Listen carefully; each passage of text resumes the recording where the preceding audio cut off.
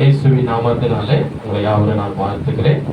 இந்த கல்வாரி சிறு சபையில ஞாயிற்றுக்கிழமை காலை ஆராதனையிலே இன்னைக்கு எடுக்கக்கூடிய தேவ செய்தி என்னவென்றால் ஜெபம். ஜெபத்தை குறித்து நம்ம பார்க்க போகிறோம். மத்திய சுவிசேஷம் 6ஆம் அதிகாரம், எல்லாரும் எடுத்துக்கொள்ளுங்க. மத்திய சுவிசேஷம் 6ஆம் அதிகாரம். நம்ம ஜெபத்தை குறித்து நம்ம தொடர் போதனையாக நம்ம பார்த்து வருகிறோம். இன்றைக்கு நாம் பார்க்கக்கூடிய தலைப்பு ஜெபிக்க வேண்டும். அதை இயேசப்பா தம்முடைய சீசர்களுக்கு கற்றுக் கொடுக்கிறார்.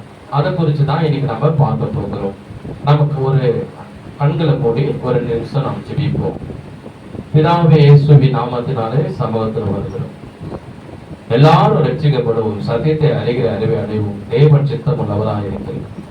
தகப்பனே, பேசுக, நீங்கள் அல்ல, உங்களை பரிசுத்தவான் பேசுவார் சொன்னீர்.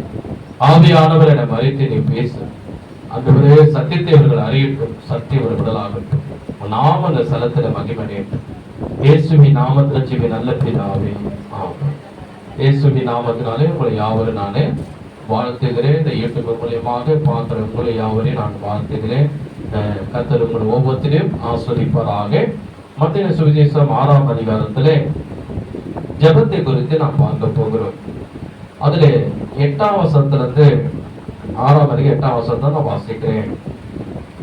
அவர்களை போல நீங்கள் செய்யாதிருங்கள். உங்கள் பிதாவை நோக்கி நீங்கள் வேண்டிக் கொள்வதற்கு முன்னமே உங்களுக்கு இன்னது தேவை என்று அவர் அறிந்திருக்கிறார். நீங்கள் ஜெபம் பண்ண வேண்டிய விதமாவது, பரமண்டலத்தில் எங்கள் பிதாவே, உம்முடைய நாமம் பரிசுத்தப்படுவதாக, உம்முடைய ராஜ்யம் வருவதாக, உம்முடைய சித்த பரமண்டலத்தில் செய்யப்படுவது போல பூமியிலே செய்யப்படுவதாக. எங்களுக்கு வேண்டிய ஆகாரத்தை இன்று எங்களுக்கு தாரும். எங்கள் கடனாளிகளுக்கு நாங்கள் மன்னிக்கிறது போல எங்கள் கடன்களை எங்களுக்கு மன்னி. எங்களுக்கு சோதனைக்கு உட்பட பண்ணாமல் தீமையின்றி எங்களை ரசித்துக் கொள்ளும். ராஜ்யமும் வல்லமையும் மகிமையும் என்றென்றைக்கு உம்முடையவைகளே, ஆமென் என்பது. மனுஷுடைய தப்பிதங்களை நீங்கள் அவர்களுக்கு மன்னியாதிருந்தா உங்கள் பரலோகத்திற்கு பிதா உங்களுக்கு மன்னிப்பா. மனுஷுடைய தப்பிதங்களை நீங்கள் அவர்களுக்கு மன்னியாது இருந்தால் உங்கள் பிதா உங்கள் தப்பிதங்களையும் மன்னியாது இருப்பார். கவனிப்போ பாருங்க, இயேசப்பா தம்முடைய சீசர்களுக்கு ஜெபத்தை குறித்து கற்றுக் கொடுக்கிறார். எப்படி ஜெபிக்க வேண்டும் அப்படின்னு சொல்லி கற்றுக் கொடுக்கிறார். அதே மாதிரிதான் இன்றைக்கு நம்ம கிட்ட ஆண்டவர் சொல்லுங்க, நாம் எப்படி ஜெபிக்க வேண்டும். ஜெபிக்கிறது பல கோணத்துல, பல விருப்பத்தின் பிரகாரம், பல மன விருப்பத்தின் பிரகாரம் ஜெபிக்கிறார். ஆனால் வேதத்தின் அடிப்படையிலே இயேசப்பா சொன்ன பிரகாரம் நாம் ஜெபிப்போம் என்றால் அந்த ஜெபத்துக்கு ஆசீர்வாதம் உண்டு. ஒரு ஆமே சொல்லுவோமா? ஒரு அல்லே சொல்லுவோமா? அப்போ இயேசப்பா என்ன சொல்றது, முதல்ல இப்ப நம்ம ஜெபம் என்றாலே பார்த்தோம்னா, நம்ம ஜெபிக்கும் போது முதல்ல நம்ம எதுக்காக ஜெபிப்போம் அப்படின்னு பார்த்தா, நம்ம ஏதோ நம்முடைய வாழ்க்கை தேவைகள் இருக்கிறது, ஒரு கஷ்டம் இருக்குது, ஏதோ ஒரு பிரச்சனை இருக்கும். தனிப்பட்ட விதத்துல பண பிரச்சனை இருக்கலாம், தனிப்பட்ட விதத்துல வீட்டுல ஒரு பிரச்சனையா இருக்கலாம், ஒரு சமாதானம் இல்லாம இருக்கலாம், வேலை இல்லாம இருக்கலாம், இல்ல குழந்தை பாக்கியம் இல்லாம இருக்கலாம். இது ஏதோ ஒரு பிரச்சனைக்காக என்ன பண்ணுவாங்க, ஆண்டவர் சமூகத்துல போவாங்க, ஆண்டவர் சமூகத்தை ஜெபிப்பாங்க. ஆனா இங்க வேதம் சொல்கிறது, முதல்ல ஏசாப்பா என்ன சொல்றாரு, உங்களுக்கு இன்னது தேவை என்று அவர் நன்றாக அறிந்திருக்கிறார். அப்படின்னா உன் வாழ்க்கையில் என்ன வேணும், உன் குடும்பத்துக்கு என்ன வேணும், உன் பிள்ளைக்கு என்ன வேணும், நீ என்ன கேட்க போகிற, உன் இதயத்துல என்ன ஆசை இருக்கிறது, உன் இதயத்துல என்ன விருப்பம் இருக்கிறது, நீ எதை கேட்கறதுக்காக ஆண்டவர் சமூகத்துல வந்திருக்கிற, முழங்கால் படிக்கிற, ஜெபிக்கிறேன்னு தேவன் நன்றாகவே அறிந்திருக்கிறார். கவனிங்க, அவர் அறிந்திருக்கிறார். ஆனா அதான் சொல்றாரு, எடுத்த உடனே முதலாவது உன் விருப்பத்துக்காக ஜெபம் பண்ணாத. அவர் என்ன சொல்லி தராரு பாருங்க. ஏசப்பா சொல்றாரு, 10ஆம் வசனம் பாருங்க. 10ஆம் வசனம், உம்முடைய ராஜ்யம் வருவதாக, உம்முடைய சித்தம் பரமண்டலத்தில் செய்யப்படுவது போல பூமியிலே செய்யப்படுவதாக. ஒரு ஆமை சொல்லுவோமா? முதல்ல என்ன ஜெபிக்கணும் நான் உங்களுக்கு சொல்லி கொடுத்தேன், ஞாபகம்? ஃபர்ஸ்ட் பிதாவே இயேசுவின் நாமத்தில் சம்பந்தம். இரண்டாவது, என் பாவங்களை மன்னியும் இரத்தத்தினால் கழுவி நம்ம சுத்திகரிக்க வேண்டும். மூன்றாவது, ஆண்டவரை சோத்தரிக்க வேண்டும், அவர் செய்த நன்மை நினைச்சு நன்றி சொல்ல வேண்டும். பிற்பாடு நாலாவது நாம் ஜெபிக்க வேண்டியது வேதம் சொல்லுகிறது. அவர் சொல்றாரு, அவர் சொல்லி கொடுக்கிறார் பாருங்க, பிதாவே உம்முடைய சித்தம் பரமண்டலத்தில் நடக்கிறது போல இந்த பூமியிலே நடப்பதாக என்றுதான் முதலாவது நாம் ஜெபிக்க வேண்டும். அதுதான் தேவனுடைய இருத்தை டச் பண்ணும். தேவனுடைய ஆசை முதல்ல அவருடைய சித்தம் பூமியில நிறைவேறணும், நம்முடைய வாழ்க்கை நிறைவேறணும், நம்ம குடும்பத்தில் நிறைவேறணும் அப்படின்னு சொல்லி முதல்ல நாம் ஜெபிக்க வேண்டும். அதான் ஏசப்பா சொல்றாரு, பிதாவே உங்களுடைய சித்தம் பரமண்டத்தில் நடக்கிறது போல பூமியில நடப்பதாக, என் வாழ்க்கையில நடப்பதாக சொல்லி நாம் ஜெபிக்க வேண்டும். சரி, அப்போ பிதாவின் சித்தம் என்றால் என்ன? இப்போ பாத்தீங்கன்னா ஸ்கூல்ல ஆரம்பத்தில் படிக்கும் போது கேட்பாங்க, நீ படிச்சு என்ன ஆகணும் அப்படின்னு ஒரு ஆசை, உனக்குள்ள ஒரு பெரிய ஆசை, பெரிய லட்சியம், பெரிய நோக்கம், ஒரு பெரிய விருப்பம் இருக்கு அப்படின்னு கேட்டா ஒரு பிள்ளை எழுத சொல்லும். என்ன சொல்லலாம்? நான் படிச்சு பெரிய போலீஸ் அதிகாரி ஆகணும். அதான் இவருக்கு போலீஸ் அதிகாரி ஆகணுமா, அவக்கா இருப்பாங்க. சரி, நீ சொல்லு, நீ படிச்சு என்ன ஆகணும் ஆசை? நான் படிச்சு பெரிய டாக்டர் ஆகணும். ஏமா டாக்டர் ஆகணும்? எங்களுக்குலாம் ஊசி போட போறியா? நாங்க தினிக்கும் நான் அடிக்கணும்னு ஊசி போட போறியா? நான் பெரிய டாக்டர் ஆகணும் ஆசை, டீச்சர் அப்படின்னு. அப்போ ஒரு பிள்ளை கேட்டு, சரி உனக்கு என்ன ஆசை அப்படின்னு கேட்ட உடனே ஒரு மகன் எழுதுன்னு சொல்லுவோம், நான் பெரிய வக்கீல் ஆகணும். ஏண்டா நீ வக்கீலா என்ன பண்ண போற? அப்பதான் நான் கோர்ட்ல போய் எல்லாரும் முன்னாடி இதெல்லாம் போட்டுக்கிட்டு நான் வாதாட முடியும் அப்படின்னா. அப்போ ஒருத்தர் கேட்கும் போது ஒருத்தர் பிள்ளைங்க என்ன பண்ணாங்க, ஒரு லட்சியத்தை, ஒரு ஆசையை, ஒரு நோக்கத்தை சொல்லுவாங்க. அது மேலதான் அவங்களுக்கு பெரிய ஆசை இருக்கும். அதை நோக்கி தான் என்ன பண்ணுவாங்க, வாழ்வாங்க, படிப்பாங்க, லட்சியத்தை தொடருவாங்க. அதுக்காக எவ்வளவு செய்யும். அப்போ பிதாவின் சித்தம் என்ன அப்படின்னு பார்க்கும்போது 1 தீமோத்தேயு 2:4 அதுல சொல்லப்படுகிறது. எல்லா மனுஷரும் ரட்சிக்கப்படவும் சத்தியத்தை அறிகிற அறிவை வளரவும் தேவன் சித்தம் உள்ளவராய் இருக்கிறார் என்று 1 தீமோத்தேயு 2:4 சொல்லப்படுது. அப்போ பிதாவின் சித்தம் என்ன, பிதாவின் நோக்கம் என்ன, அவருடைய விருப்பம் என்ன, அவருடைய ஆசை என்ன, கடவுளுடைய ஆசை என்ன அப்படின்னு நம்ம கேட்டோம் என்றால் வேதம் சொல்லுகிறது, பூமியில இருக்க எல்லா மக்களும், எல்லா ஜனங்களும் ரட்சிக்கப்பட வேண்டும், மனம் திரும்ப வேண்டும், அவன் ஆண்டவரை ரட்சகரை ஏற்றுக்கொள்ள வேண்டும், அவன் பாவத்திலிருந்து மனம் திரும்ப வேண்டும், அவன் ஆண்டவரை ரட்சகரை ஏற்றுக்கொள்ள வேண்டும். இரண்டாவது, அவன் சத்தியத்தை அறிகிற அறிவிலே வளர வேண்டும். கைகள் தட்டி கர்த்தரை நாம் ஸ்தோத்திரம் பண்ணுவோமா? அதுதான் பிதாவின் சித்தமாக இருந்தது. அப்போ ஏசப்பாவுடைய ஜெபம் கூட என்ன இருக்கிறது, எடுத்த உடனே நான் என்ன சொல்றாரு, சீசர்களுக்கு கற்றுக் கொடுக்கிறாரு, பரமண்டலத்திலே பிதாவே உம்முடைய சித்தம் பரமண்டலத்தில் நடக்கிறது போல இந்த பூமியில நடப்பதாக என்று ஜெபிக்கிறாரு. இரண்டாவது, நம்முடைய சீசர்களுக்கு சொல்றாரு. அவரு கூட என்ன ஜெபிக்கிறார் பாருங்க, கெத்சமனே தோட்டத்துல சிலுவைக்கு போறதுக்கு முன்னாடி, சிலுவைக்கு கொண்டு போக போறாங்க. கொண்டு போகிறதுக்கு முன்னாடி பேதுரு சொல்றாரு, இது உனக்கு நேரிடக்கூடாது, இது உனக்கு நேரிட்டால் வேண்டான்னு பிசாசு பேதுரு மூலமா ஏசப்பா தடை செய்யறார். அப்போ ஏசப்பா என்ன சொல்றாரு, எனக்கு பின்னால போக சாத்தானே, தேவனுக்கு ஏற்றவரை சிந்தியாமல் மனுஷனுக்கு ஏற்றவரை சிந்திக்கிறாய் என்று சொன்னார். கெத்சமனே தோட்டத்துல போய் ஜெபிக்கிறார். அன்றைக்கு இரவு ஏசப்பாவை சீசர்கள் மன்னிச்சு கொள்ளுங்க, ரோம போச்சவர் அவரை பிடிக்க போறாங்க. ஆனா அதுக்கு முன்னாடி இவர் என்ன பண்றாரு, ஜெபிக்கிறார். ஜெபிக்கும் போது ஏசப்பாக்கு மனசுல பலவிதமான எண்ணங்களை பிசாசு போடுறான். நீ சிலுவைக்கு போனா உன்னை அடிப்பாங்க, உன்னை வாரினால பிச்சு எடுப்பாங்க, உன் கை கால ஆணி வச்சு 7 இன்ச் ஆணி வச்சு செவுத்துல வச்சு அடிப்பாங்க, முகத்துல காரி துப்புவாங்க, உன்னை சித்திரவதை அனுபவிப்பாங்க சொல்லி அவர் என்னெல்லாம் பாடுகளை அனுபவிக்க போறாரோ அதெல்லாம் பிசாசு மைண்ட்ல போடுறான். மைண்ட்ல, மனதுல, எண்ணத்துல விதைச்சு கொண்டே இருக்கான். அப்போ ஏசப்பா என்ன பண்றாரு, அவர் 100% தேவனுடைய குமாரனா இருந்தார், 100% மனிதனாகவும் இருந்தார். 100% தேவனுடைய குமார், 100% மனிதனா இருந்தார். அப்போ ஒரு சின்ன ஒரு எண்ணம் அவருக்குள்ள வருது. என்னன்னா, இந்த பாத்திரம் என்னை விட்டு நீங்க கூடுமானால் நீங்கட்டு என்ன சொல்றாருன்னா, இந்த சிலுவையின் மரண தண்டனை எனக்கு வேண்டாம் அப்படின்னு சொல்ல வேண்டிய வார்த்தையை எப்படி சொல்றாரு. ஆனா உடனே என்ன பண்றாரு, தேவதூதன் அவரை பலப்படுத்தினான் என்று வேதம் சொல்லுகிறது. அவர் சோர்ந்து போயிட்டாரு, கொஞ்சம் பயந்து போயிட்டாரு, சிலுவையில கொண்டா பயங்கரமா நடக்க போற சம்பவத்தை குறித்து அவரு சோர்ந்து போயிருக்கிறார். ஏன்னா வேதம் சொல்கிறது அவருடைய வேர்வையெல்லாம் ரத்த துளிகளால் பூமியில சிந்தின அப்படின்னு. அப்போ அந்த ரத்த குழாய்கள் எல்லாம் விடைத்து அவர் ரத்தமா வந்து காலன அதெல்லாம் குறிச்சு ஒரு திகில், ஒரு பயம், ஒரு விதமான பயங்கரமான சோர்வு அவர் மனதுக்குள்ள வந்ததுனால்தான் அவன் ரத்த குழாய்கள்லாம் விடைத்து பூமியில அவரு ஜெபிக்கும் போது முகத்துல வேர்வை வராமல் ரத்த துளிகளாய் வந்ததாம். அதான் அவர் ஜெபிக்கிறாரு, இந்த பாத்திரம் என்ன கொட்டு நீங்க கொடுமனா நீங்க இப்படி செய்யும். ஆனா உடனே தேவதூதன் அவரை இறங்கி அவர் பலப்படுத்துற உடனே ஏசப்பா என்ன ஜெபித்தா தருமா? அது சொல்லப்படுகிறது, பிதாவே ஆகிலும் என் சித்தத்தின்படி அல்ல உன் சித்தத்தின்படி ஆக கழுவது சொன்னார். கைகள் தட்டி கர்த்தரை நாம் ஸ்தோத்திரம் பண்ணுவோம். என் சித்தத்தின்படி அல்ல உன் சித்தத்தின்படி ஆக கடவுது சொல்லி தன்னை ஒப்பு கொடுக்கிறார். அப்போ அவருடைய சித்தம் என்ன? எல்லா மனிதனும் சத்தியத்தை அறிகிற அறிவிலே வளர வேண்டும். அதுதான் பிதாவுடைய சித்தம். அதுதான் பாத்தீங்கன்னா ஏசப்பா வந்து அவரு அப்போஸ்தலர் 10ஆம் அதிகாரம் 38ஆம் வசனம் பாருங்க. அப்போஸ்தலர் 10ஆம் அதிகாரம் 38.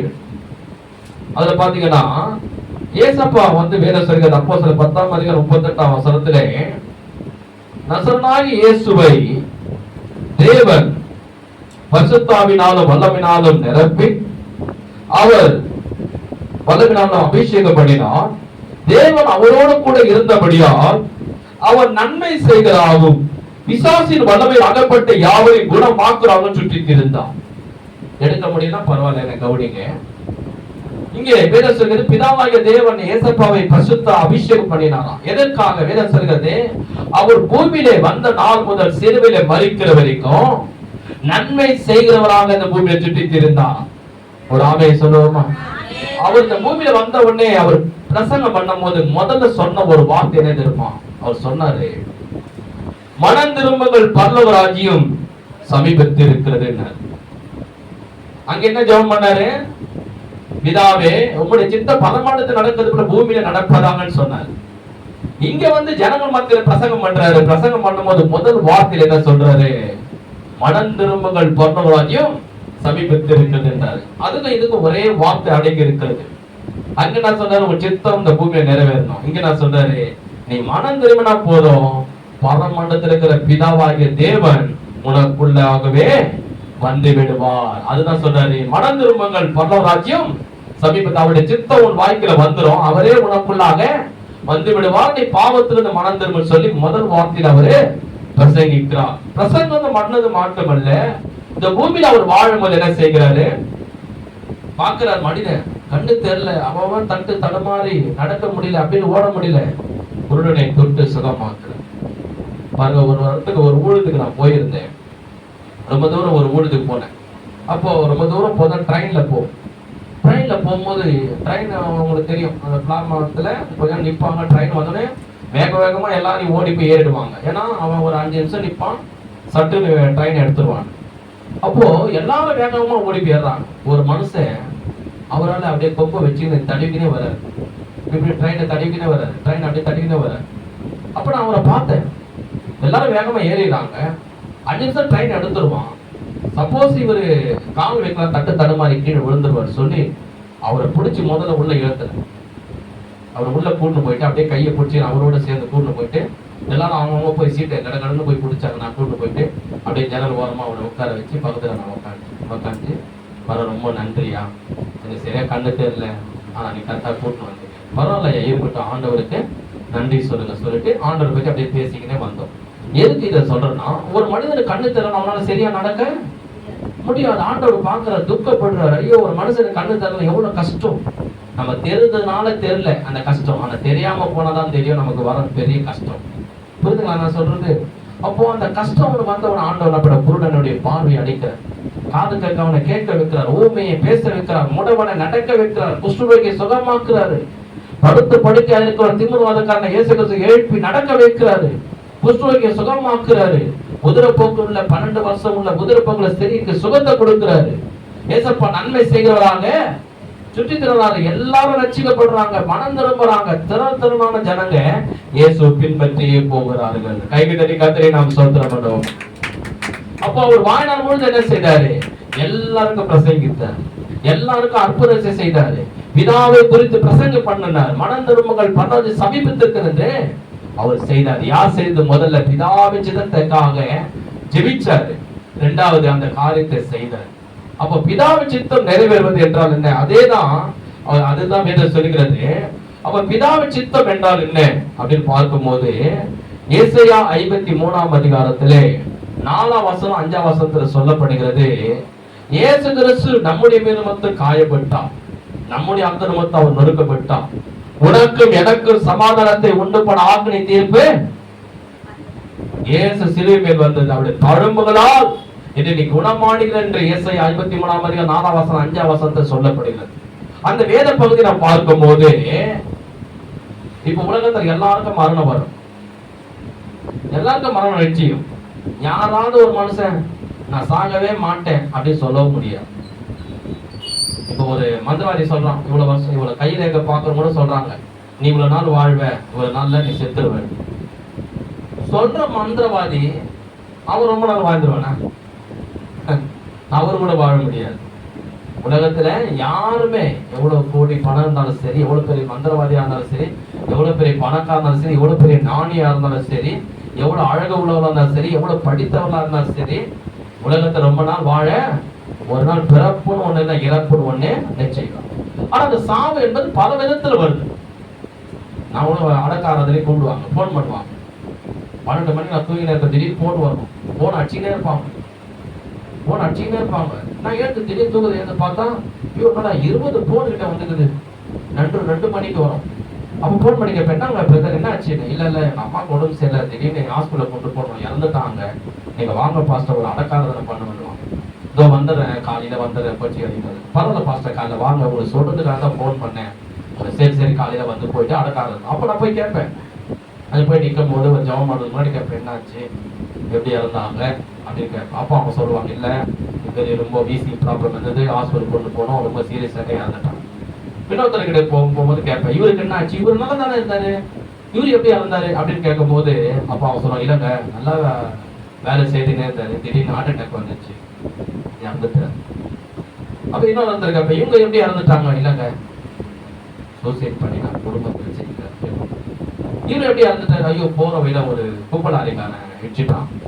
நான் என்ன சொல்ல வரேன்னா, மரணம் என்பது பல விதத்துல வருது. புரியுதா நான் சொல்றது? வியாதி மூலியமா சாகுறாங்க, ஹார்ட் அட்டாக் மூலியமா சாகுறாங்க, விபத்து மூலியமா சாகுறாங்க, குடும்ப பிரச்சனை சூசைட் பண்ணி சாகுறாங்க, பிசி பிராமணத்துல சாகுறாங்க, திடீர் நெஞ்சு அடிப்புல சாகுறாங்க. இப்படி பல விதத்துல மனிதனுக்கு மரணம் என்பது வருது. ஆனா அவன் பிரச்சனைனால அவனுக்கு மரணம் வருது. ஆனா இயேசு கிறிஸ்துவுக்கு எந்த வியாதியும் கிடையாது, எந்த பலவீனமும் கிடையாது, எந்த சோர்வும் கிடையாது, எந்த ஹார்ட் அட்டாக்கும் கிடையாது, எந்த எதுவும் வியாதியும் கிடையாது. நல்ல திடமான மனது உள்ளவர், திடமான சரீரம் உள்ளவர், நல்ல ஆரோக்கியம் உள்ளவர். அவருக்கு எந்த விதமான பழுதுனா எந்த விதமான வியாதியும் பலவீனமும் சோர்வும் அவருக்குள்ளவே கிடையவே கிடையாது. ஆனா ஏன் இறந்தாருன்னா, மனசு மீறி சூசைட் பண்ணியா சாகல, மனசு மீறி விபத்து வந்து சாகல. வேதம் சொல்லுகிறது, உலகத்தில் இருக்கிற எல்லா மனிதனுடைய பாவத்தையும் சாபத்தையும் தரித்திரத்தையும் வியாதியும் அவன் மேல் வரக்கூடிய நியாயத்திற்கு அவன் மேல் வரக்கூடிய கோபாக்கினியும் அவன் போக வேண்டிய நரகத்தின் தண்டனையும் வேதம் சொல்லுகிறது. நம்முடைய மேல் மட்டும் அவர் சிலுவையில் காயப்பட்டா, நம்முடைய அக்கிரம சிலுவையில் அவர் நொறுக்கப்பட்டா, உனக்கு எனக்கு சமாதானத்தை உண்டு பண்ண ஆக்கினை தீர்ப்பு அவன் மேல் வந்தது, அவருடைய தழும்புகளால் நீ நான் குணமானோம் என்று. கைக்கு தட்டி கர்த்தரை ஸ்தோத்திரம் பண்ணுவோமா? நல்ல கைக்கு தட்டி கர்த்தரை ஸ்தோத்திரம். அப்ப எல்லா மனிதனுடைய பாவத்தை நம்ம சிலுவையில் அவர் சுமந்தாரு, எல்லா மனிதனும் அக்கிரம சிலுவையில் அவர் சுமந்தார், எல்லா தரித்திரத்தை சிலுவையில் அவர் சுமந்தார், எல்லா மனிதனுடைய வியாதி அவர் சிலுவையில் சுமந்தார். அதனாலதான் சிலுவையில் அவரு மரித்தார். எதற்காக மரித்தாரு? அவருக்காக மரிக்கல, நமக்காக மரித்தார். எதற்காக அவர் அடிக்கப்பட்டார்? அவருக்காக அடிக்கப்படல. பிலாத்து சொல்றாரு, அந்த காலத்து நீதிபதி சொல்றாரு, இவரை நியாயம் விசாரித்து பார்த்தேன் 3 இடத்துல, அகிரிபா ராஜா கிட்ட, யோரோது கிட்ட, பிலாத்து 3 இடத்துல அவன் விசாரணை பண்ணி பார்த்தேன். ஆனா இவரிடத்துல ஒரு குற்றமோ இல்லையே சொல்லி நான் இருக்கக்கூடிய நீதிபதி பிலாத்து சொல்றார், ஒரு குற்றம் இவரிடத்துல இல்ல, ஏன் இவரை சாகடிக்கணும் அப்படின்னு இந்த பிலாத்து ராஜாவே சொல்லுங்க. ஆனா ஏன் அவர் மரித்தாரு? மனிதன் சாக கூடாது சொல்லி, அவன் மரித்து நரகத்துக்கு போக கூடாது சொல்லி அந்த தண்டனை அவர் மரிக்கிறார். மனிதன் கண்ணீர் விடக்கூடாது சொல்லி அவர் சிலுவையில் கண்ணீர் விடுகிறார். மனிதன் ரத்தம் சிந்தக்கூடாது சொல்லி அவர் ரத்தம் சிந்துகிறார். மனிதன் பாடுபடக்கூடாது சொல்லி அவர் பாடுகள் அனுபவிக்கிறார். வேற அதான் நம்முடைய மீறமத்தை அவர் காயப்பட்டார், நம்முடைய அக்கிரமத்தை அவர் நொறுக்கப்பட்டார். நமக்கு சமாதானம் வேணும். யாருக்கு? யாருக்கு? நமக்கு சமாதானம். அந்த நாய் திருப்பு தண்டனையை கோபாக்கினி மனிதன் செத்தா ஸ்ட்ரைட்டா அவனுடைய ஆவி மாமியார் வீட்டுக்கோ மாமனார் வீட்டுக்கோ மாமா வீட்டுக்கு சித்தப்பா வீட்டுக்கு போகாது. வேதம் சொல்லுகிறது பிரசங்கில மனிதனுக்கு ஒரே முறை மரணம், பிற்பாடு தன்னுடைய ஆவி எங்க போகுமா? தன்னை தந்த தேவனுக்கு முன்னாடி போய் நின்று இந்த பூமியில் அவன் வாழ்ந்த எல்லா வாழ்க்கைக்கு கணக்கு ஒப்பிக்க வேண்டும். அவன் பாவத்துல வாழ்ந்தால் தேவனுடைய நியாய தீர்ப்பினாலே நரகத்தில் தள்ளப்படுவான். அந்த நியாய தீர்ப்புல இருந்து நீ தப்பித்துக் கொள்ள வேண்டும், அந்த தண்டனையிலிருந்து தப்பித்துக் கொள்ள வேண்டும் சொல்லிதான் இயேசு சிலுவையில நியாய தீர்ப்பு தண்டனையை வாங்கினான். ஒரு நரகத்தின் தண்டனையை அவர் வாங்கினான். அதுதான் சொல்லுகிறது. அப்போ அந்த நற்செய்தியை தான் ஏசப்பா இப்ப எடுத்துக்கொள்ளுங்க. மார்க் சுவிசேஷம் 16ஆம் அதிகாரம், மார்க் 16ஆம் அதிகாரம், புதிய ஏற்பாட்டிலே மார்க் சுவிசேஷம் கொஞ்சம் வேகமா எடுங்க, எடுக்க முடியலன்னா கவனிங்க. பக்கம் 74 மார்க் சுவிசேஷம் 16ஆம் அதிகாரத்திலே இப்ப ஏசப்பா மரித்து 3ஆம் நாள் உயிர்த்தெழுந்து கடைசியாக அவர் போறதுக்கு முன்னாடி அவர் பரலோகத்துக்கு போய் பிதாவின் வலதுபுறத்துல போய் உட்கார போறார். உட்கார்றதுக்கு முன்னாடி அவர் கடைசியா என்ன சொல்றாரு? மார்க் 16ஆம் அதிகாரம் எடுத்துக்கொள்ளுங்க, பக்கம் 75ஆம் பக்கம், புதிய ஏற்பாட்டிலே அவர் கடைசியா தம்முடைய சீசர்களுக்கு என்ன சொல்ல வர்றாரு?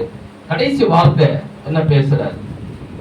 கடைசியா அவருக்கு ஒரு ஆசை, அவருக்குள்ள ஒரு விருப்பம் கடைசியா சொல்றாரு. என்ன சொல்றாரு? சொல்லிட்டு பிதாவுடைய வலதுபுறத்துக்கு போய் உட்கார போறாரு.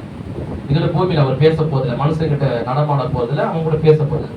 பிதாவுடைய வலதுபுறத்துக்கு போய் உட்கார போறாரு. என்ன கடைசி அவர் சொல்றாரு பாருங்க. மார்க் சுவிசேஷம் 16ஆம் அதிகாரம் அதுல 15ஆம் வசனத்திலிருந்து பாருங்க. 15. பின்பு அவரை நோக்கி, நீங்கள் உலகம் எங்கும் போய் சர்வ சிருஷ்டிக்கும் சுவிசேஷத்தை பிரசங்கியுங்கள்.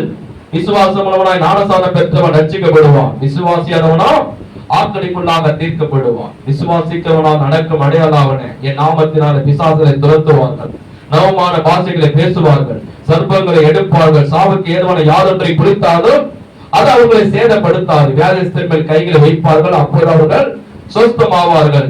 19ஆம் வசனம். இவ்விதமாய் கர்த்தர் அவளோடு கூட பேசின பின்பு பரலோகத்துக்கு எடுத்துக் கொள்ளப்பட்டு தேவனுடைய வலது பிரசத்தில் உட்கார்ந்தான். அவர்கள் புறப்பட்டு போய் எங்கும் பிரசங்கம் பண்ணினார்கள்.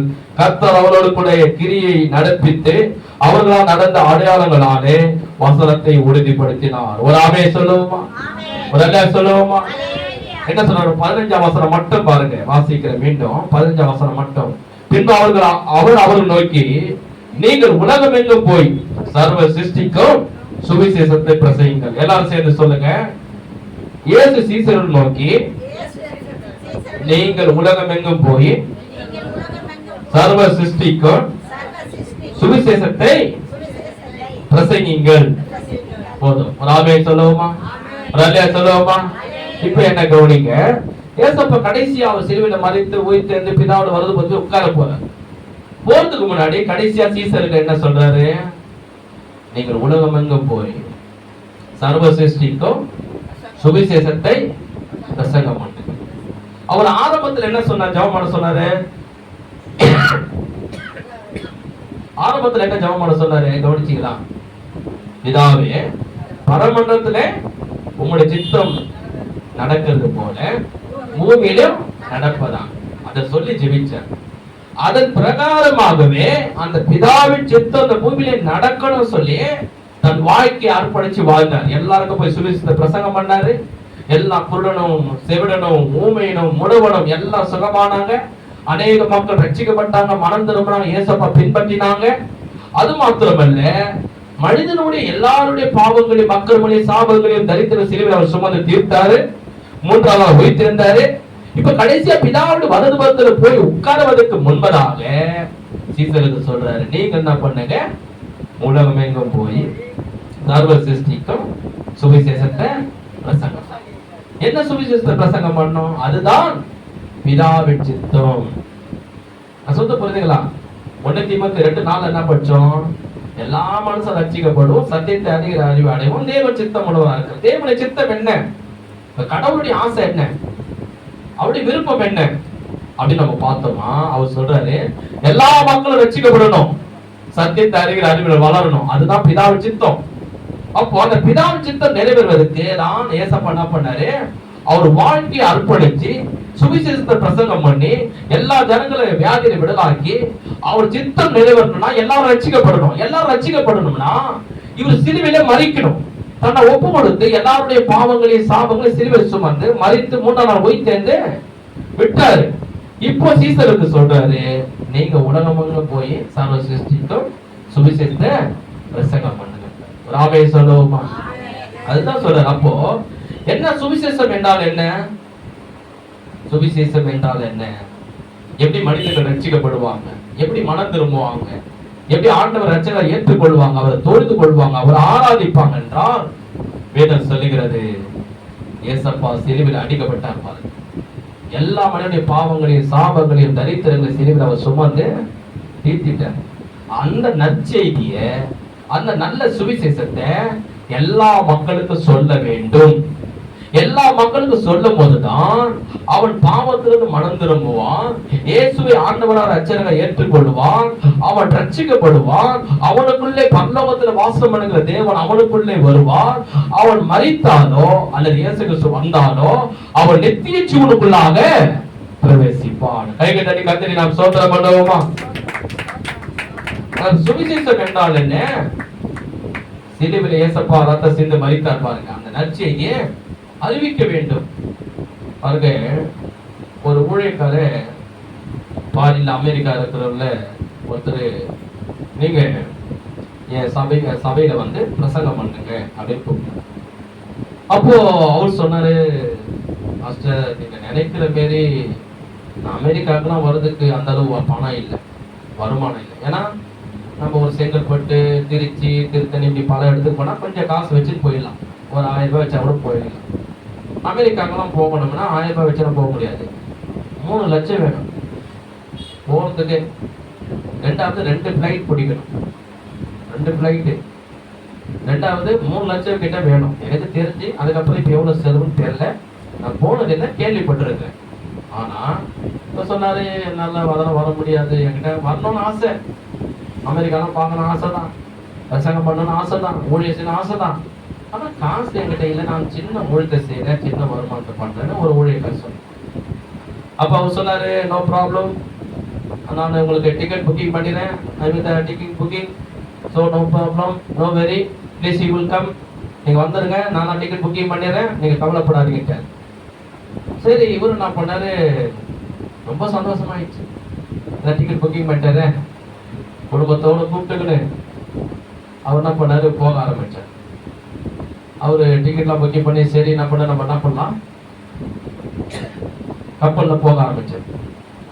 அதில் ஏறி உக்காஞ்சவொடனே அந்த கப்பல், பெரிய கப்பல், போகிற கப்பல் பார்த்தீங்கன்னா அது உள்ள சாப்பிட்ற ஹோட்டல் இருக்கும், தூங்குறதுக்கு ரூம் இருக்கும், குடிக்கிறதுக்கு ஸ்விம்மிங் பூல் இருக்கும், நிறைய பிரேக்ஃபாஸ்ட் இருக்கும், காலையில் எல்லா வசதியும் இருக்கும், ட்ரெஸ்ஸுங்க நிறைய விதமாக இருக்கும், உள்ள பெரிய கப்பலாக இருக்கும், உள்ள நிறைய பேர் ரூம் இருக்கும்.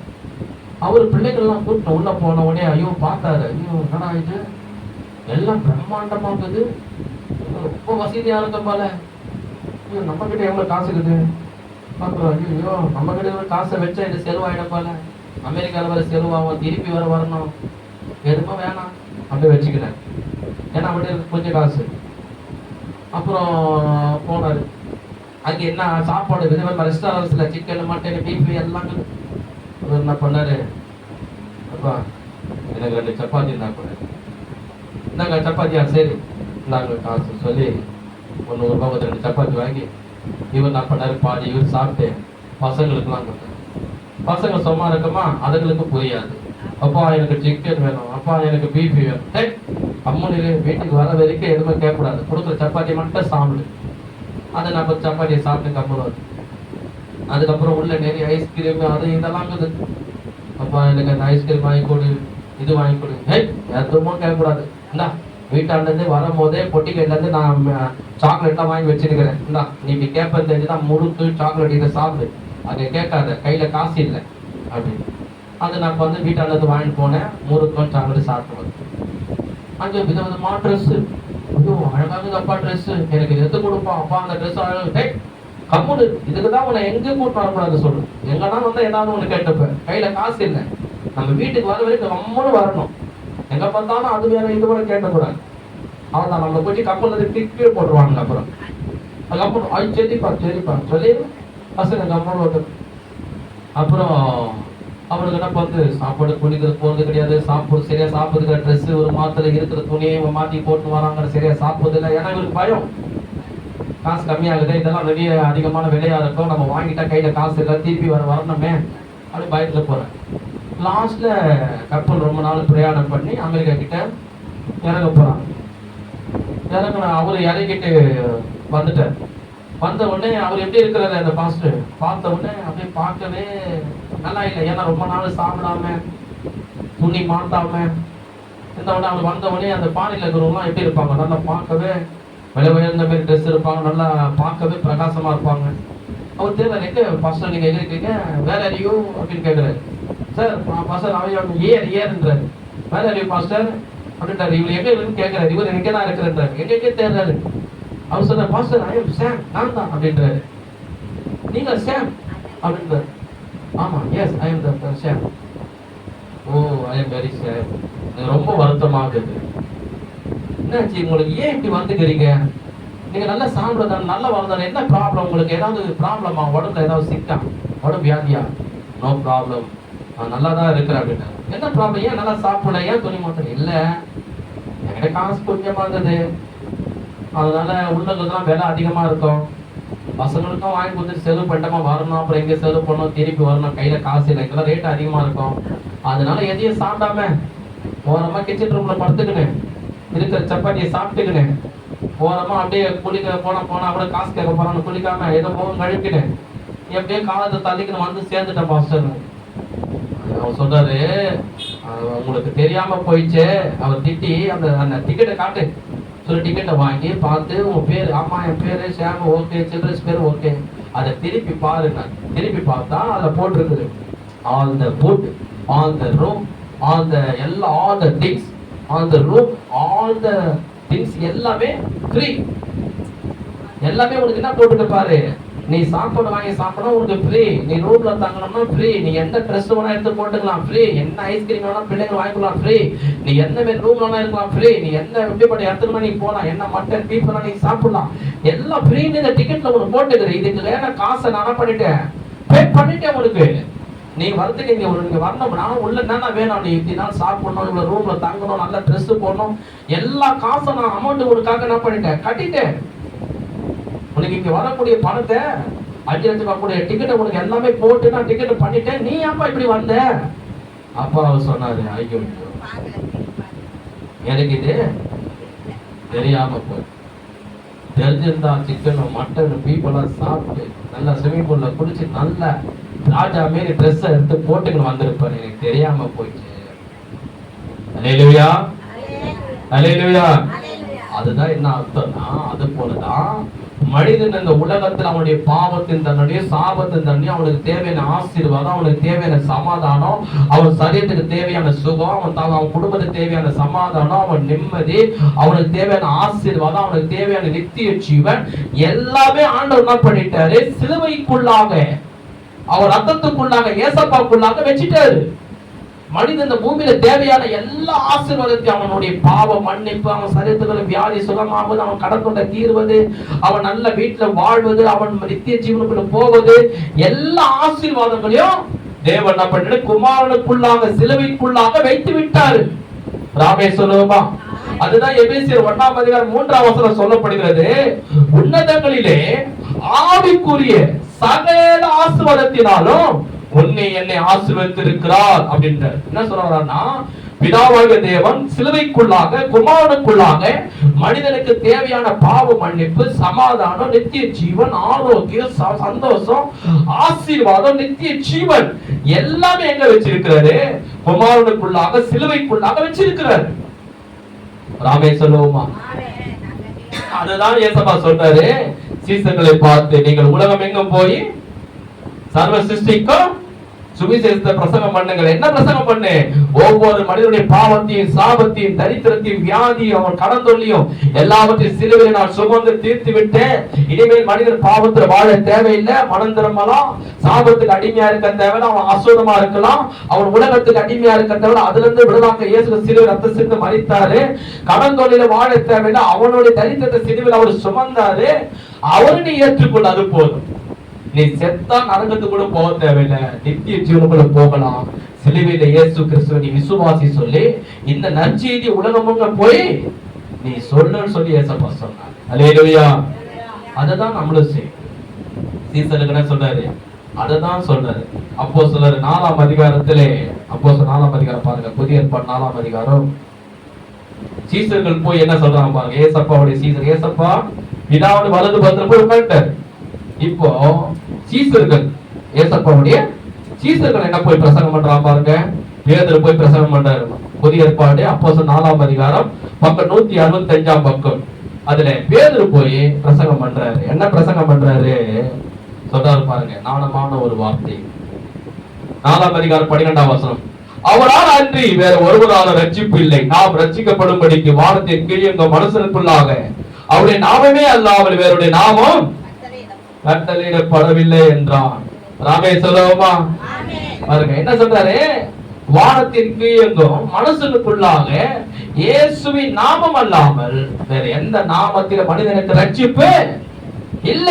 என்ன சொல்ல வர்றாருன்னா, மனிதன் ரட்சிக்கப்படணும்னா, மனம் திரும்பணும்னா, பாவம் மன்னிக்கப்படணும், சாபம் நீக்கணும்னா, அவன் தரித்திரம் நீக்கணும்னா, வியாதி சுகமாகணும், கண்ணீர் துடைக்கப்படணும்னா, அவன் மரித்தால் நித்திய ஜீவனுக்குள்ள போகணும்னா, அதுக்கு ஒரே வழி, அதுக்கு ஒரே கடவுள் யாருன்னா இயேசு கிறிஸ்து ஒருவர் தான். கைகளை தட்டி கர்த்தரை ஸ்தோத்திரம் பண்ணுவோம். இயேசு கிறிஸ்து ஒருவர் தான். ஒரே ஒரு சூரியன் தான். உலகம் ரொம்ப பெருசு. அந்த ஒரு சூரியன் தான் உலகத்துக்கு வெளிச்சம். உலகம் பெருசு. ஆனா உலகத்துக்கே வெளிச்சம் கொடுத்தது 1000 லைட் இல்லை, ஒரே ஒரு சூரியன். அது மாதிரி இந்த உலகத்துக்கு எல்லா மக்களுக்கும் ரட்சிப்பை கொடுக்கக்கூடியவர், பாவங்களை மன்னிக்கக்கூடியவர், சாபங்களை நீக்கக்கூடியவர், அவன் தரித்திரத்தை நீக்கக்கூடிய, அவன் கண்ணீரை துடைக்கக்கூடியவர், வாழ வைக்கிறவர், நித்திய ஜீவன் கொடுக்கிறவர் யார் என்றால் இயேசு கிறிஸ்து ஒருவர் தான். ஏன்னா ஏசப்பா சொன்னாரு, நானே வழியும் சத்தியமும் ஜீவனமா இருக்கிறேன், என்னாலே அல்லாமல் ஒருவன பிதாவிடத்தில் வர முடியாதுன்னு சொல்றாரு. வேற இந்த உலகத்தை எந்த மனிதன் மூலியமாவோ, மனிதன் செய்கிற புண்ணியத்தினாலோ, தியாகத்தினாலோ, அன்னதானத்தினாலோ, அவன் செய்கிற புண்ணியத்தினாலோ அதெல்லாம் நல்லது. ஆனால் அது நிமித்தம் அவன் நித்திய ஜீவனுக்குள்ள வர முடியாது. உலகத்தில் எந்த தேவர்களும் அவன் நமஸ்கரித்தாலும் தொழுது கொண்டாலும், அவன் அதற்காக என்ன பரிகாரங்கள் செய்தாலும், என்ன தியாகங்கள் செய்தாலும், என்ன புண்ணியங்கள் செய்தாலும், எவ்வளவு பாடுபட்டாலும் அவன் பாவ மன்னிப்பை பெற்றுக் கொள்ளவே முடியாது, நித்திய ஜீவனுக்குள்ள வரவே முடியாது. மனிதன் பாவ மன்னிப்பு பெறணும்னா, நித்திய ஜீவனுக்குள்ள வரணும்னா, வேதத்தில் இயேசுவாலே அல்லாமல் வேற யாராலையும் முடியாது. அதான் வேதத்தில் அறியாம உள்ள காலங்களில் உண்மையான தேவன் யாருன்னு தெரியாம, ஆனா இப்பொழுதோ எல்லாரும் மனம் திரும்ப வேண்டும் என்று சொல்லி தேவன் கட்டளையிடுகிறார். அதுதான் சொல்ற, போய் பேதுரு போய் பிரசங்கம் பண்றாரு. வானத்திற்கு எங்க மனுஷனுக்குள்ளாக இயேசுவின் நாமம் அல்லாமல் வேற எந்த நாமமும் கொடுக்கப்படலை. இயேசு கிறிஸ்து ஒருவர் தான் ரட்சகர், இயேசு கிறிஸ்து ஒருவர் தான் தெய்வம், இயேசு கிறிஸ்து ஒருவரான மட்டும்தான் ஒரு பாவமன்னிப்பு படிக்க சொல்லி பிரசங்கம் பண்ணுங்க. ராமே சொல்லுவோமா? நல்ல கைகள் தட்டி ஆண்டவரை சுதந்திரம் பண்ணுவோமா? அப்போ நம்மளும் என்ன பண்ணோம் சொல்லணும். உங்க சொந்தக்காரங்கிட்ட, உங்க ஃப்ரெண்டுங்கிட்ட, உங்க கூட பங்குகிட்ட, உங்க கூட பேசுங்கிட்ட, உங்ககிட்ட பழகுங்கிட்ட. நீங்க நினைக்கலாம், ஐயா என்னால இப்ப பாறையெல்லாம் போக முடியாதுயா, ஐயா ஊரு கூட என்னால போக முடியாதுயா, எனக்கு ரொம்ப வயசாயிடுச்சு, என்னால காசு கஷ்டம், வீட்டுல வேலை அப்படின்னு சொல்லலாம். ஆனா எல்லா மனிதனுக்கும் பாத்தீங்கன்னா எல்லாருக்கும் சொந்தக்காரர் இருக்கிறான் இல்லையா? ஒரு மனிதனா, ஒரு பெண்ணோ, ஒரு ஆணோ இருந்துட்டா அவங்களுக்குன்னு ஒரு குடும்பம், பொதுவா சொல்றேன், அவங்களுக்கு சொந்த பந்தம் இல்லையா? நான் தான் நினைப்பேன், ரோட்ல போகும்போது ஒருத்தர் பிடிக்கான விழுந்து போய் கிடப்பான், அவனுக்கு மனைவி பிள்ளைங்க இருக்கும், எவ்வளவு கஷ்டப்படும், அப்படி கஷ்டப்படுவேன், ஜெபம் பண்ணிக்கிட்டே போவேன். அப்போ ஒரு மனிதனா, ஒரு ஆணோ பெண்ணா இருந்தா அவங்களுக்கு சொந்தக்காரர் இருக்கிறான், அவங்களுக்கு ஃப்ரெண்ட்ஸ் இருக்கிறாங்க, அவங்களுக்கு தெரிஞ்சவங்க இருப்பாங்க இல்லையா? எனக்குன்னு இருக்கிறாங்க, சொந்த பந்தங்களுக்கு கூட பொண்ணுங்க இருக்கிறாங்க, எனக்கு தெரிஞ்ச ஃப்ரெண்டுங்க இருக்கிறாங்க, எனக்கு அறிமுகமானவங்க இருக்கிறாங்க. அதே போல ஒவ்வொருத்தருக்கும் இருக்கிறாங்களா இல்லையா? இருக்கிறாங்க. அப்ப அவங்கள பார்க்கும்போது இது இயேசுவை பத்தி சொல்லு. ஒரு ஒரு கல்யாணத்துல பார்க்கிறோம், நம்ம தெரிஞ்சவங்க பார்ப்போம், அவங்களுக்கு ஆண்டவரை பத்தி சொல்லு. வீட்டுல திடீர் சொந்தக்காரங்க நல்ல காரியத்தை வரும், அவங்களுக்கு ஆண்டவரை பத்தி நீ சொல்லு. அவங்களுக்காக ஜெபம் பண்ணு. அதுதான் நம்ம என்ன பண்ணோம், அவங்களுக்காக நம்ம ஜெபிக்கணும். அது காரணம் வந்து அவங்க ரட்சிக்கப்படாதபடி தடை செய்தியான பிசாசு. பிசாசு என வேதம் சொல்லுகிறது 2 Corinthians 4:4 பிரபஞ்சத்தின் தேவனானவர் கண்களை குருடாக்கி இருக்கிறான் என்று 2 Corinthians 4:4 சொல்லுது. என்ன அர்த்தம்னா, உண்மையான தெய்வம் இயேசுதான் என்று, உண்மையான கடவுள் தெய்வம் இயேசுதான் என்று உலக மக்கள் அறிந்து கொள்ளாதபடி, புரிந்து கொள்ளாதபடி அவருடைய மனக்கண்களை பிசாசு மூடி வைத்திருக்கிறான்.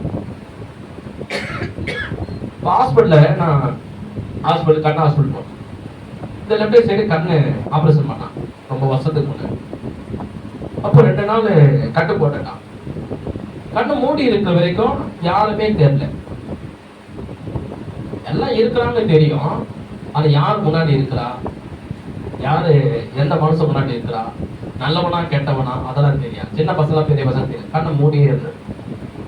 கண்ணு மூடி இருக்க வரைக்கும் யார் முன்னாடி இருக்கா தெரியுமா, யார் எதிர்க்க போறாங்க வரான்னு தெரியுமா, யாருக்கு.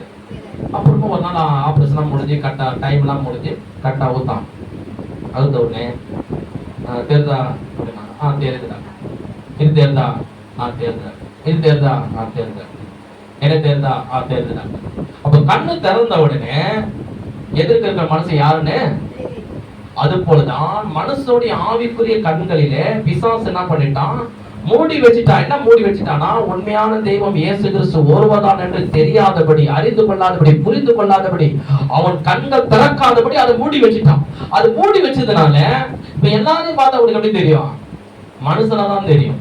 ஆனா யார் உன்னுடைய அம்மான்னு தெரியாது, யார் உன்னுடைய அப்பான்னு தெரியாது, யாரும் உன் கூட போறது. ஆனா முன்னாடி யாரும் நிக்கிறாங்க, யாரும் பேசுறாங்க, அப்படிதான் உனக்கு தெரியும். தவிர உண்மையான அம்மா உன் முன்னாடி நிக்கிறான்னு உனக்கு தெரியாது. உண்மையான அப்பா உனக்கு கண்ணு திறந்த பிறகுதான், ஆஹா இவங்கதான் என்னுடைய அம்மா, இவங்கதான் என்னுடைய சித்தா அப்படி என்ன பண்ணுவாங்க. அது போலதான் அந்த கண்கள் திறக்கப்பட நம்ம என்ன பண்ணணும், செபிக்கணும். அதனாலதான் இங்க மனிதன் என்ன பண்றான், கடவுளை தேடணும் ஒரு ஆசை அவனுக்குள்ள இருக்குது. அவனுக்குள்ள விருப்பங்கள். ஏன் அந்த விருப்பங்கள்னா, அவனுக்குள்ள இருக்கக்கூடிய ஆவி தேவன் கொடுத்தது. அது தேவன் கொடுத்த ஆவி மனசுக்குள்ள இருக்கிறதுனால அவன் கடவுளை விரும்புறான். கடவுளுடைய ஆசீர்வாதம் வேணும் அப்படின்னு சொல்லி கடவுளுக்காக பல தியாகத்தை பண்றான், புண்ணியங்களை பண்றான், போகிறான். ஆனா உண்மையான கடவுள் யாருன்ற அவனுக்கு தெரியல. நான் சொல்ல புரியுதுங்களா? விசாசனை பண்ணிட்டா கண்களை குருடாக்கி எல்லாத்தையும் நீ என்ன பண்ணு, கடவுளா நீ ஆராதி, கடவுளா நீ தொழுது கொடு, கடவுளா நமஸ்கரி பண்ண. ஒரு மரத்தை கூட பாருங்க, ஒரு வேப்ப மரமோ ஒரு ஆசம், அதை கூட என்ன பண்றான் மனுஷன், கடவுளா ஆராதிக்கிறான். அப்போ அவனுக்குள்ள என்ன இருக்குது, கடவுளை தொழுது கொள்ளணும், ஆராதிக்கணும், நமஸ்கரிக்கணும் என்ன இருக்குது. ஆனா உண்மையான கடவுள், the truth God, சத்தியமுள்ள தேவன் யாருன்னு தெரியல. அதுக்குதான் தேவன் என்ன பண்ணாரு, குமாரன் அனுப்புனாரு. அவர் வந்தாரு, அவர் பிரசங்கம் பண்ணாரு, சிறுவில மறித்தாரு. உன்னை நேசிக்கிறது நான் தான், உன் மேல அன்பு கூறுறது நான் தான், நீ எல்லா விதத்தையும் நல்லா இருக்கிறது நினைக்கிறது நான் தான் சொல்லி மனிதனுக்காக கண்ணீர் விட்டார், மனிதனுக்காக ரத்தம் சிந்தினார், மனிதனுக்காக உயிரை கொடுத்தார், மனிதனுக்காக வாழ்ந்தார், மனிதனுக்காக செத்தார், மனிதனுக்காக உயிர்த்தெழுந்தார், இருக்க ஜீவனோடு இருக்கிறார். அவர் சொல்றாரு, நான் இயேசு கிறிஸ்து ஒருவரே மெய்யான தெய்வம் என்று. கைக்கு தட்டி கர்த்தரை நாம் ஸ்தோத்திரம் பண்ணுவோமா? அப்ப நீங்க நினைக்கலாம், ஐயா அப்ப மற்ற கடவுள் எல்லாம் மனிதனால சிருஷ்டிக்கப்பட்டது, கடவுள் கடவுளாகாது. கடவுள் தான் மனிதனை உருவாக்க முடியும் தவிர மனிதன் கடவுளை உருவாக்க முடியுமா? மனிதன் எல்லாத்தையும் செய்ய முடியும். கப்பலை கண்டுபிடிக்க முடியும், ராக்கெட்டை கண்டுபிடிக்க முடியும், எல்லாத்தையும் செய்ய முடியும் இல்லையா? எல்லாத்தையும் கண்டுபிடிக்க முடியும். நீ பாத்தீங்கன்னா போனு டச் மொபைலே தேவையில்லை, காதுல இயர் போன வச்சாலே போதும், காதுல மாட்டிட்டு பேசினே போறான். என்னடா இவன் திடீர்னு பெனாத்தியில போறான்னு சொல்லி அவன் ஒத்து பார்த்தா காதுல எதை இயர் போன், ஓஹோ இயர் போன் மாட்டி பேசி போறான். சரி சரி நான் சொல்ல புரியுதுங்களா? அதே மாரி சிஸ்டம்லாம் வந்துச்சு இருக்கு. ஆனா மனிதன் கடவுளை உருவாக்க, கடவுள் மனிதனை உருவாக்க 1000 பேர் செத்தா கூட 1000 பேரை உருவாக்க அவரால் முடியும். ஆனா ஒரு கடவுளை மனிதனால் உருவாக்க முடியும். ஆனா மனிதன் என்ன பண்றான், தன் கைகளினால உருவாக்கி இதுதான் கடவுள் என்று பணிந்து கொள்றான். ஆனா வேதம் சொல்லுகிறது, இயேசு கிறிஸ்து ஒருவரே மெய்யான தெய்வம். அல்லேலூயா. அப்ப நம்மள என்ன பண்ணணும்? சுவிசேஷத்தை எல்லாருக்கும் சொல்லணும். எல்லாருக்கும் நம்ம சொல்லுவதே இந்த கடமை. கடைசியாக 1 கொரிந்தியர் 9ஆம் அதிகாரம் 16ஆம் வசனம் பாருங்க. 1 கொரிந்தியர் 9ஆம் அதிகாரம் 16ஆம் வசனம். புதிய ஏற்பாடு 234ஆம் பக்கம். பக்கத்துல பார்த்து எடுங்க, சீக்கிரமா எடுங்க. 1 கொரிந்தியர் 9ஆம் அதிகாரம் 16ஆம் வசனம். அந்த சுவிசேஷத்தை நம்ம எல்லாருக்கும் சொல்ல வேண்டும். சுவிசேஷத்தை நாம் அறிவிக்க வேண்டும். அது தேவன் ஏசப்பாத்த சொன்னது போல நமக்கு சொல்ல. அந்த சுவிசேஷம் அறிவிக்கப்பட வேண்டும். அந்த சுவிசேஷம் அறிவிக்கப்படுவதற்காக நாம் ஜெபிக்க வேண்டும். ஏன்னா நமக்கு ஏசப்பா சீசருக்கு என்ன சொல்லி கொடுத்தாரு? சொன்னாரு, பிதாவே பரமண்டலத்தில் உன் சித்தம் நிறைவேறது போல இந்த பூமியில நடப்பதாக. அப்ப அவருடைய சித்தம் என்ன? 1 தீமோத்தேயு 2:4 சொல்லப்படுகிறது, எல்லா மனுஷரும் ரட்சிக்கப்படுவோம், சத்தியத்தை அறிகிற அறிவை அடைவோம், தேவ சித்தம். அப்ப மனுஷர் ரட்சிக்கப்படணும்னா சுவிசேஷத்தை அறிவிக்க வேண்டும். சுவிசேஷம் என்றால் என்ன? சிலுவையிலே இயேசு ரத்தம் சிந்தி மரித்தார். அந்த நற்செய்தி அறிவிக்கப்பட வேண்டும். அறிவித்தாதான் அந்த மனிதன் ரட்சிக்கப்படுவான். பாருங்க, 1 கொரிந்தியர் 9ஆம் அதிகாரம் 16ஆம் வசனம். 16ஆம் வசனம். சுவிசேஷத்தை நான் பிரசங்கித்து வந்தோம், மேன்மை பாராட்ட எனக்கு இடமில்லை, அது என் மேல் விழுந்த கடமையா இருக்குது. சுவிசேஷத்தை நான் பிரசங்கியாது இருந்தால் எனக்கு ஐயோ. ராமே சொல்லுவோமா? 14. அந்தபடி சுவிசேஷத்தை அறிவிக்கிறவருடைய சுவிசேஷத்துடைய பிழைப்பு உண்டாகும்படி கர்த்தரும் கட்டளையிட்டு இருக்கிறார். 15. அப்படி இருந்தோம் நான் அது வேண்டாம் பாருங்க. அப்போதுங்க அப்போ என்ன சொல்றாருன்னா, சுவிசேஷத்தை நாம அறிவிக்க வேண்டும். கவனிங்க, நம்ம அறிவிக்காம பவுல் சொல்றாரு, அப்போஸ்தலனாகிய பவுல் சொல்றாரு, சுவிசேஷத்தை அறிவிப்பது என் தலைமையில் விழுந்த கடமை. அதை நான் அறிவிக்காவிட்டால் எனக்கு ஐயோன்ற தலைமையில் வந்த கடமைனா, இப்ப ஒரு பொதுவா எடுத்துக்கொண்டா, வீட்டுல எழுந்து பிள்ளைங்களுக்கு சாப்பாடு செய்து போடுறது நம்ம தலைமையில் விழுந்த இல்ல, நான் செய்ய மாட்டேன் அப்படின்னு சொல்லி நான் ஒரு நாள் சரி, அது உடம்பு சரியா தலைவலியா, 2ஆம் நாள் நீ பண்ணினா காலை நீட்டிக்கணும், பத்துக்கணும், செல்போனை நோண்டிக்கணும், டிவியை பார்த்துக்கணும், வீட்டில் சமையல் பண்ண மாட்டேன், துணி துவைக்க மாட்டேன், பாத்திரம் கழுவ மாட்டேன், பசங்களுக்கு எதுவும் வாங்கி கொடுக்க மாட்டேன், நான் எந்த வேலையை செய்ய மாட்டேன் அப்படின்னா ஒரு நாள் போயிடும், 2ஆம் நாள் போயிடும், 3ஆம் நாள் நீ வீட்டை விட்டு போயிடுவேன் அப்படின்னா அவன் வீட்டில் ஒரு பிரச்சனை உண்டா இல்லையா? அப்போ நம்ம என்ன பண்றோம்? நம்ம தலைமையில் விழுந்த கடமை. பிள்ளைங்களுக்கு கஷ்டப்படணும், ஆண்களுக்கும் போய் நான் வேலை செய்து சம்பாரிச்சு கொண்டு வந்து மனைவி கொடுக்கணும், வீட்டு வாடகை கட்டணும், பிள்ளைங்களுக்கு பிடிச்சதை வாங்கி கொடுக்கணும், ஸ்கூல் ஃபீஸ் கட்டணும், அந்த பிள்ளைங்களுக்கு தேவையானதை வாங்கி கொடுக்கணும். அவங்க தலைமையில் விழுந்த கடமை. மனைவி மாலுக்கு அவன் வீட்டில் இருக்கிற பிள்ளைங்களை வீட்டில் இருக்கிற வேலை எல்லாம் செய்வது அவங்க தலைமையில் விழுந்த கடமை. அதை திணிக்க என்ன பண்றாங்க? செய்யறாங்க. ஏன்னா தலைமையில் விழுந்த கடமைங்க. அதே போலதான் வேதம் சொல்லுகிறது, நீ சுவிசேஷத்தை அறிவிப்பது உன் தலைமையில் விழுந்த கடமை. அதை நீ சொல்லணும். சொல்றது நம்ம தலைமையில் விழுந்த கடமை. அது நமக்கு ஆசீர்வாதம். அதை விட காட்ட பெரிய ஆசீர்வாதம் இந்த உலகத்தில் எதுவுமே கிடையாது. நீ சுவிசேஷத்தை சொல்வது ஆண்டவர் சந்தோஷப்படுவார், அதுல ரொம்ப மகிழ்வாரு, அது ரொம்ப விருப்பப்படுவாரு. அவருடைய ஆசையா அதுதான். நீ என்ன சொல்ற, ஒரு 10 கோடி கொடுத்தாலும் அவருக்கு சந்தோஷம் இல்லை, 10 முத்துக்களை கொடுத்தாலும் அவருக்கு சந்தோஷம் இல்லை. ஒரு பாவிக்கு நீ சுவிசேஷம் சொன்னா அவர் ரொம்ப சந்தோஷம். ஒரு பிச்சைக்காரன் வந்து என்கிட்ட கேட்பேன், ஐயா அது இந்த கொடுங்கய்யா. நான் என்ன பண்ணுவேன், 10 ரூபாய் எடுப்பேன், எடுத்து கையில கொடுத்தோன்னா அவன் தான் போட வாங்கி பாக்கெட்ல போட்டு திரும்புவார். கையை பிடிச்சிட்டு சொல்லுவேன், கொஞ்சம் இரு, ஆண்டவர் உன்னை நேசிக்கிறேன். என்ன சொல்றீங்க?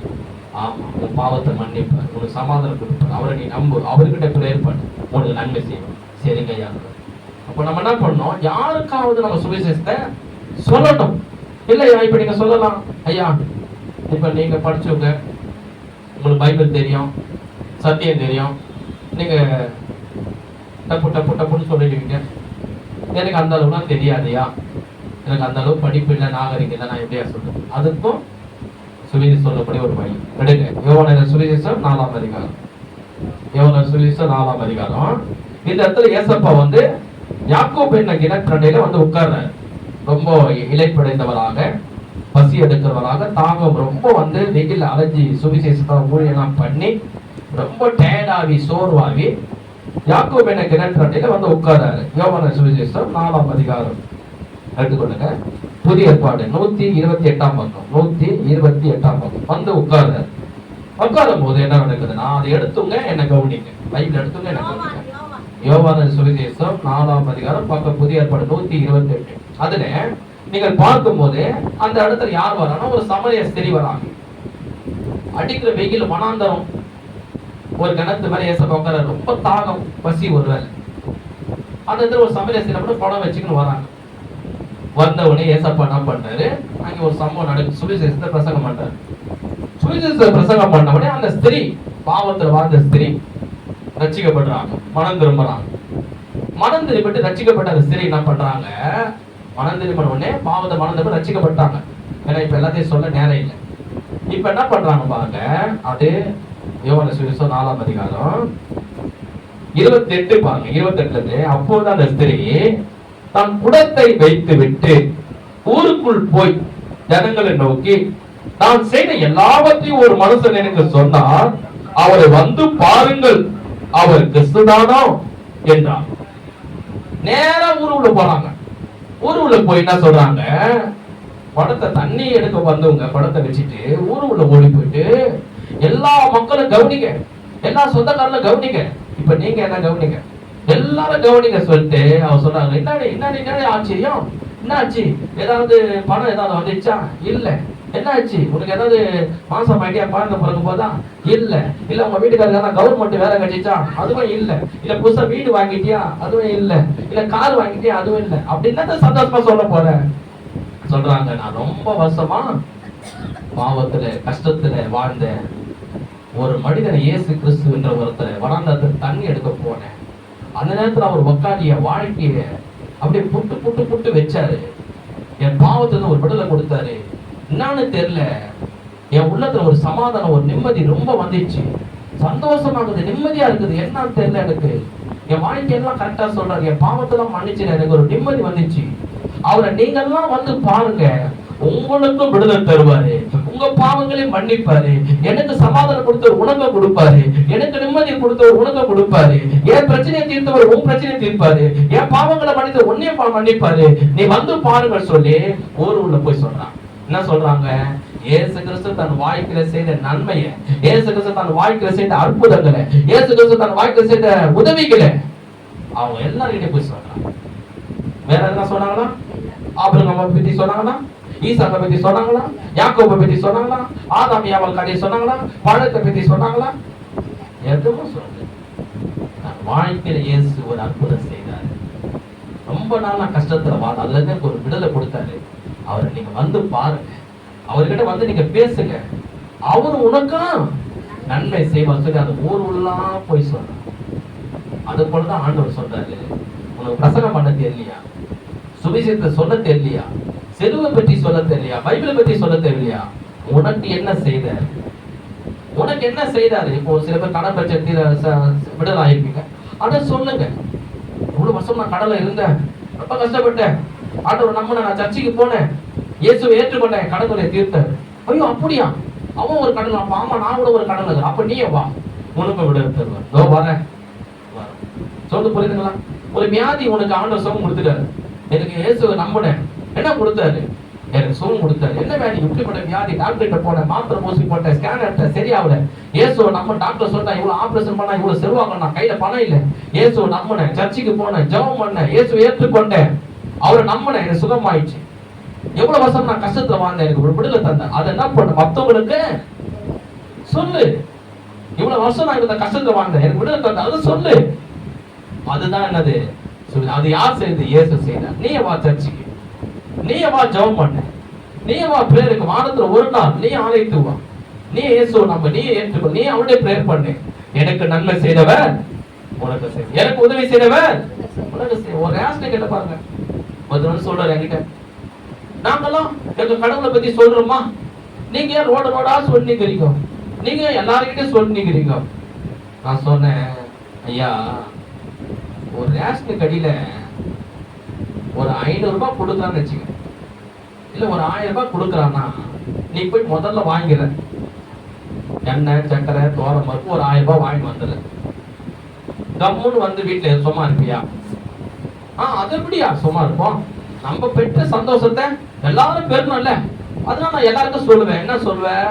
ரேஷன் கடையில எண்ணெய் கொடுக்கலாம், சக்கரை கொடுக்கலாம், தோரம் கொடுக்கும், அதெல்லாம் தெரிஞ்ச விஷயம் தானப்பா. மாசம் மாசம் கொடுக்குறான், 1000 ரூபாய் வரை கொடுக்குறான். அப்படியா?